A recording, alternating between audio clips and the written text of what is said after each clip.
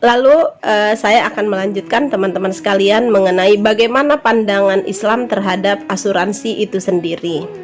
Nah, saya ingin katakan bahwa asuransi itu terbagi dua. Yang pertama adalah asuransi konvensional, yang kedua adalah asuransi syariah.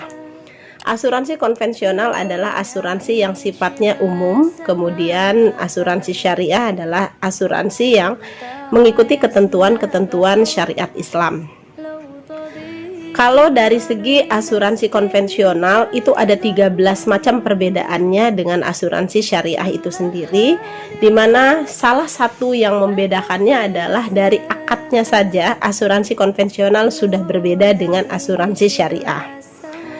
Kalau dalam asuransi konvensional, akadnya adalah murabahah, yaitu jual beli. Jual beli apa? Jual beli resiko. Di mana ada dua pihak dalam hal ini tertanggung, yaitu nasabah, dan penanggung adalah perusahaan asuransi itu sendiri. Kedua orang pihak ini saling melakukan transaksi di mana nasabah membeli rasa aman kepada pihak asuransi dan asuransi membeli resiko nasabah itu sendiri. Dalam kajian fikih muamalah bahwa jual beli itu syaratnya harus ada 4. Pertama ada penjual, kedua ada pembeli, ketiga ada barang yang diperjualbelikan, keempat ada akad atau ijab qabul, dan yang kelima ada saksi. Nah, jadi ada 5 ya yang menjadi syarat sah jual beli. Mari kita lihat satu persatu. Pembeli siapa? Nasabah. Penjual siapa? Pihak asuransi. Kemudian barang yang diperjualbelikan apa? Disinilah mulai ada masalah, di mana yang diperjualbelikan adalah resiko. Nah, resiko adalah segala sesuatu yang belum ketahuan, segala sesuatu yang masih tersembunyi. Sementara barang yang dijual belikan itu harus jelas, tidak boleh tersembunyi. Disinilah sudah mulai akadnya fasad atau cacat karena sudah ada unsur gharar.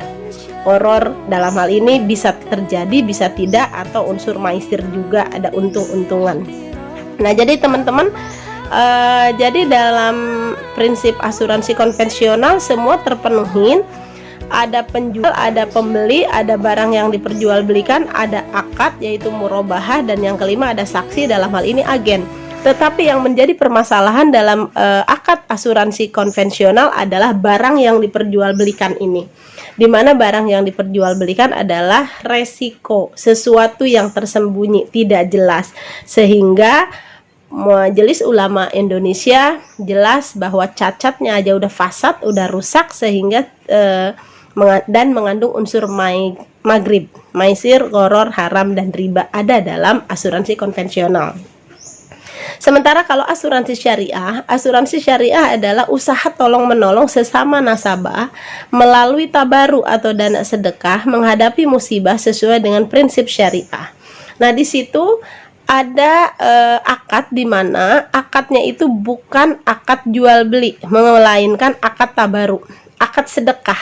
Segala sesuatu yang sudah kita keluarkan tidak kita harapkan untuk kembali, karena apa yang kita keluarkan dana kebajikan yang sudah kita ikhlaskan dan kita sendiri tidak berharap. Nah, adapun kalau terjadi resiko kepada orang lain, maka saya sudah mengikhlaskan dana saya untuk disedekahkan kepada dia, dan kalau kita kena resiko maka berasal dari dana tabaru atau dana sekumpulan kebajikan dari sesama peserta untuk kita. Nah, adapun dalam wakaf kuantum, dalam hal ini dana tabaru atau dana kebajikan itu tidak diberikan kepada ahli waris, melainkan diberikan kepada nazir untuk kita langsung wakafkan saat kita terjadi resiko. Nah, jadi akad yang dipakai dalam prinsip syariah adalah wakalah bil ujroh. Jadi ada sekumpulan orang-orang yang ingin